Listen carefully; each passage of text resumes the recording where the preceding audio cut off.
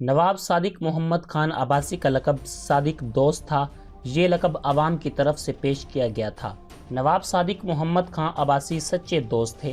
اپنی رعایا کے لیے، اپنے عزیز و اقارب اور بلکہ سب کے لیے ان کی شفقت اور ان کا حسن التفات سب پر محیط تھا۔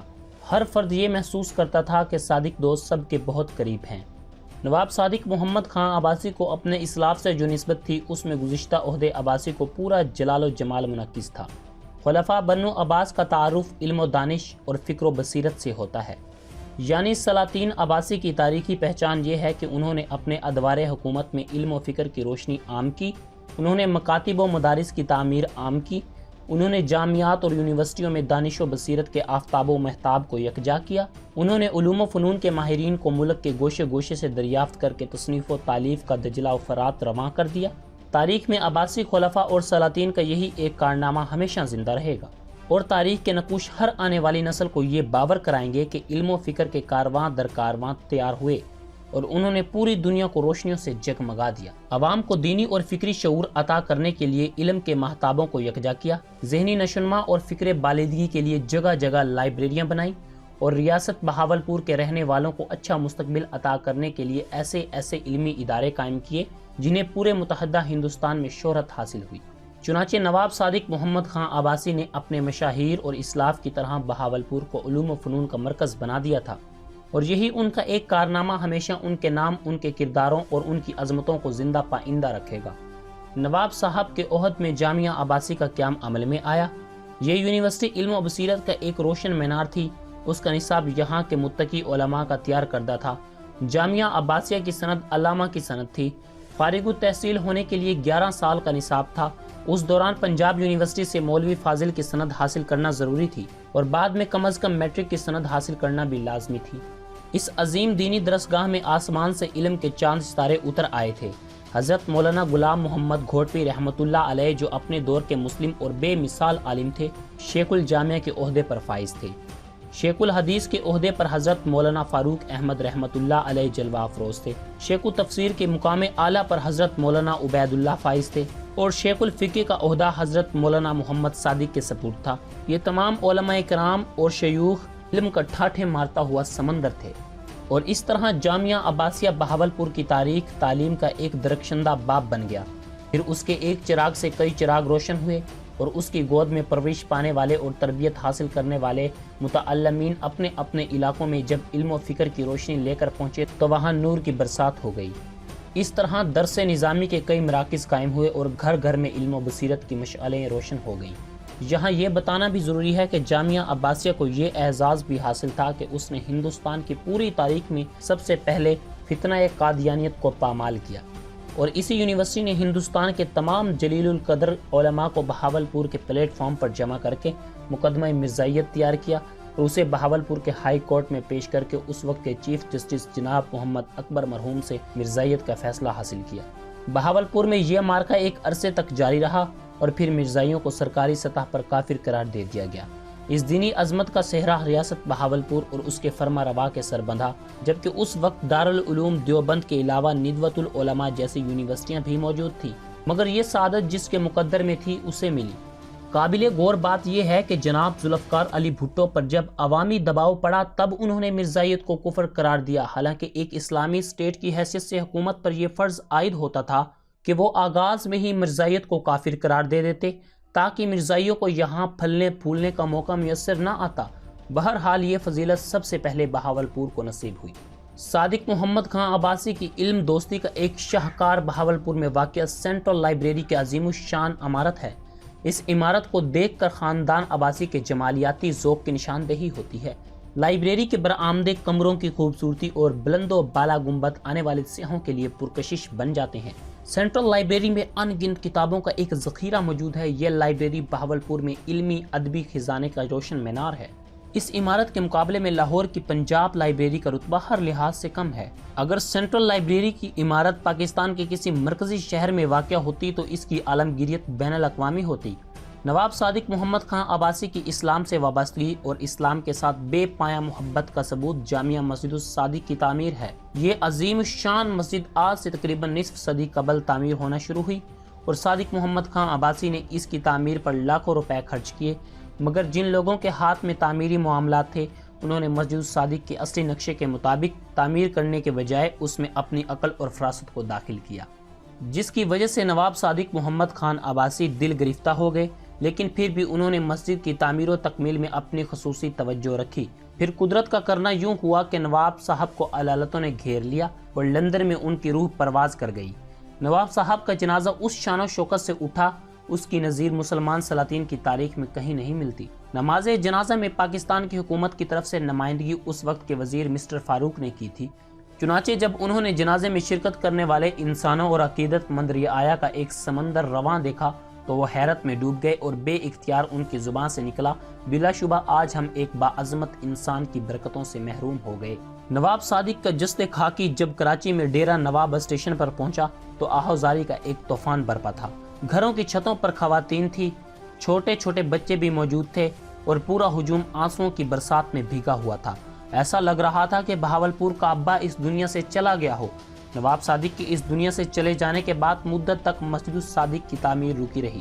بعد میں بہاولپور کے چند خدا پرست لوگوں نے مسجد کی تعمیر و تکمیل کا بیڑا اٹھایا اور انہوں نے کمیٹی برائے امور مسجد الصادق کی تشکیل کر کے اپنی بساط سے بڑھ کر پاکستان کے حکمرانوں اور سعودیہ عربیہ کے بادشاہوں کی خدمت میں اردو اور عربی زبانوں پر مشتمل درخواستیں پیش کی اور سپاس ناموں کی ایک مہم شروع کر دی۔ چنانچہ خرابی بسیار دبئی کے سلطان معظم نے جامعہ مسجد الصادق کی تکمیل کی حامی بھر لی اور آج سلطان دبئی کی زندہ دلی اور دریا دلی کے باعث مسجد الصادق تکمیل کو پہنچ گئی ہے، اور یہ کہا جا سکتا ہے کہ مسجد الصادق اپنے فن تعمیر، حسن و زینت اور آرائش و زیبائش کے اعتبار سے ملک کی چند ان مساجد میں شمار ہوتی ہیں جن کو دلکشی کے اعتبار سے انفرادیت حاصل ہے۔ جناب نواب صادق محمد خان عباسی کے عہد حکومت میں دینی مدارس، primary school, middle schools, high schools اور کالجوں کا جال بچھا ہوا تھا۔ صادق ایجرٹن کالج کی بنیاد مضبوط اور اس کی عمارت بڑی دیدہ زیب اور پائیدار ہے۔ چھوٹے بڑے گنبدوں پر مشتمل یہ عمارت مغل دور کی عمارتوں کا ایک خوبصورت نمونہ نظر آتی ہے، اور اس کے محل وقوع بھی کچھ ایسا ہے کہ شہر میں داخل ہونے والے اور شہر سے باہر جانے والے لوگ صادق ایجرٹن کالج کی عمارت کو دیکھ کر خوشی محسوس کرتے ہیں۔ بہاولپور میں جس قدر قابل ذکر تعلیمی ادارے قائم ہیں وہ لفظ عباسی سے موسوم ہیں۔ بہاولپور شہر میں اپنی طرز اور منفرد نصاب تعلیم پر مشتمل عباسیہ ہائی اسکول قائم ہوا اور اس میں اب تک ہزاروں طالب علم زیور تعلیم سے آراستہ ہوئے۔ یہاں ایک طبی درسگاہ بھی قائم ہوئی جس کا نام عباسیہ طبیہ کالج رکھا گیا۔ یہ ادارہ یونانی اور اسلامی طبی علم کا گہوارہ ہے۔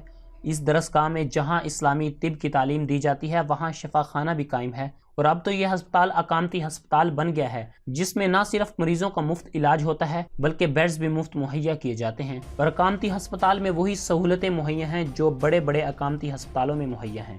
نواب صادق محمد خان عباسی کی علمی عظمتوں کی یادگار بہاولپور میں واقع ایک بہت بڑی درسگاہ صادق پبلک اسکول ہے۔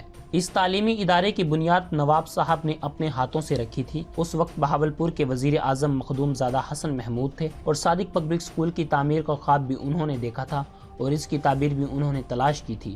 ان یادگار عمارتوں نے بہاولپور ثقافتی تہذیب کو چار چاند لگا دیے ہیں۔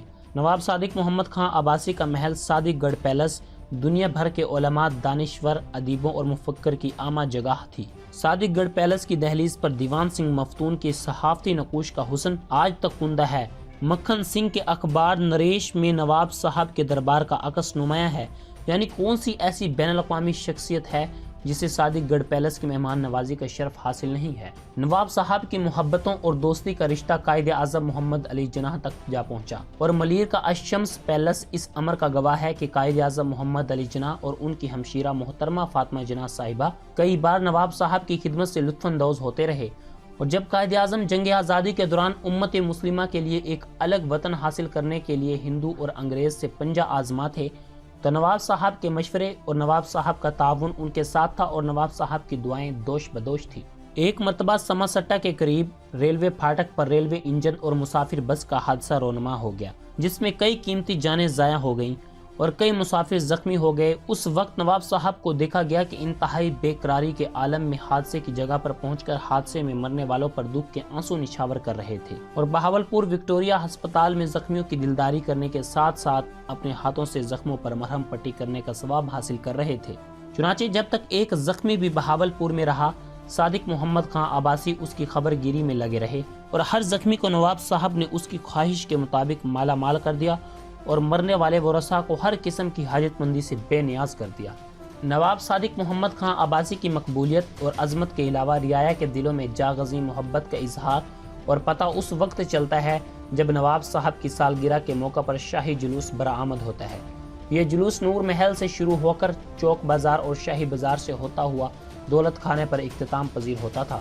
چنانچہ ان تمام راستوں پر لوگوں کے ہجوم نظر آتے تھے، حتیٰ کہ لوگوں میں خدا خوفی اور خدا پرستی کا جذبہ معجزن تھا۔ اخوت و بھائی چارے کی روشنی عام تھی، اتحاد و یکجہتی کی خوشبو پھیلی ہوئی تھی۔ رمضان المبارک کے آخری عشرے میں سرکاری چھٹیاں ہوتی تھیں۔ رمضان المبارک کا احترام دلی عقیدت کے ساتھ ہوتا تھا۔ مساجد میں اعتکاف بیٹھنے والوں کو سرکاری خزانے سے عہد کے اخراجات کے لیے رقمیں اور تحائف دیے جاتے تھے۔ یوم معراج النبی نواب صاحب کی طرف سے سرکاری سطح پر منایا جاتا تھا۔ عیدین کے مواقع پر یتیموں، بیواؤں، معذوروں اور بے کسوں کو ان کے گھروں میں لوازمات کی رسد ممکن بنائی جاتی تھی۔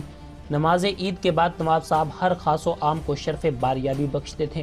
دراصل بہاولپور کا علاقہ پاکستان بننے سے پہلے ایک چھوٹا سا پاکستان تھا، جسے اسلامی ریاست کے لقب سے یاد کیا جاتا تھا۔ کوئٹہ شہر کا زلزلہ زلزلوں کی تاریخ کا ایک بھیانک باب تھا، جس میں ہزاروں افراد ہلاک اور ہزاروں زخمی ہو گئے تھے، یعنی کوئٹہ کا پورا شہر تباہی و بربادی کی لپیٹ میں آ گیا تھا۔ اس خطرناک سانحہ سے صادق محمد خان عباسی نے گہرا اثر لیا۔ انہوں نے حکم دیا کہ ڈیرہ نواب اسٹیشن پر کئی دن اور کئی راتیں مشروبات کا اہتمام رہا۔ نواب صاحب کا پورا سٹاف زخمیوں کی دیکھ بھال میں مصروف رہا۔ اسٹیشن پر 2-3 چھوٹے ہسپتال قائم کر دیے گئے، کھانے پینے کی ہر چیز دستیاب کر دی گئی۔ نواب صاحب زخمیوں کی اپنے ہاتھوں سے مرہم پٹی کرتے، ان میں کھانا تقسیم فرماتے، انہیں حوصلہ دیتے اور نقد رقوم بھی دیتے۔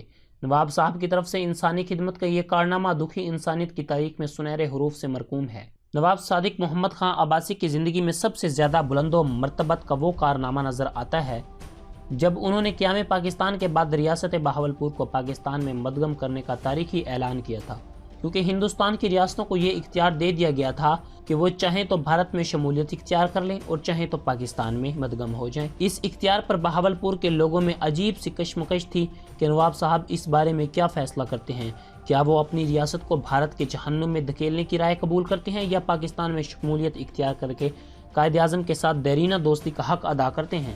آخرکار وہ وقت بھی آ گیا جب صادق محمد خان عباسی نے فرمان جاری کر دیا کہ انہوں نے ریاست بہاولپور کو پاکستان کے ساتھ الحاق کرنے کا فیصلہ کر لیا ہے اور آج کے بعد ریاست بہاولپور پاکستان کا حصہ ہوگی۔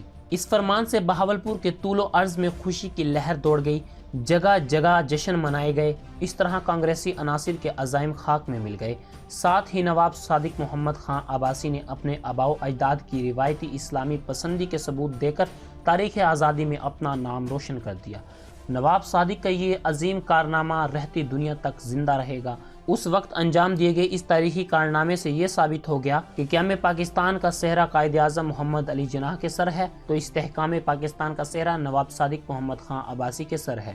یہ تمام بیان کیے گئے الفاظ گزرے وقت کی یاد دہانی ہے۔ اگر مجھ سے یہ سب بیان کرنے میں کوئی غلطی یا گستاخی ہوئی ہے تو معافی کا طلبگار ہوں۔